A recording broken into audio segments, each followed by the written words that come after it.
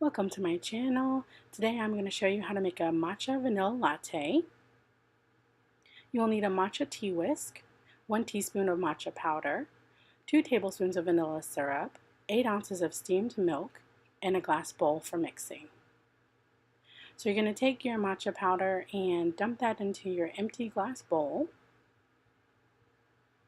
And you're going to go ahead and add just a little bit of hot water, enough to, when you whisk it, it takes away all the clumps, so it's nice and smooth.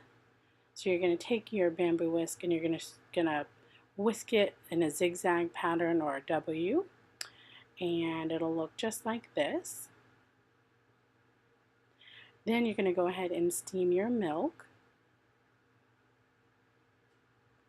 And the way you're going to layer it is you're going to add your matcha first.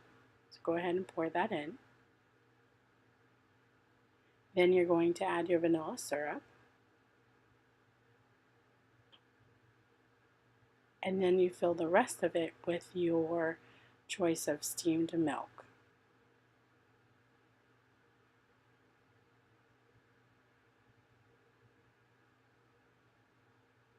And there you have it. There's a matcha vanilla latte.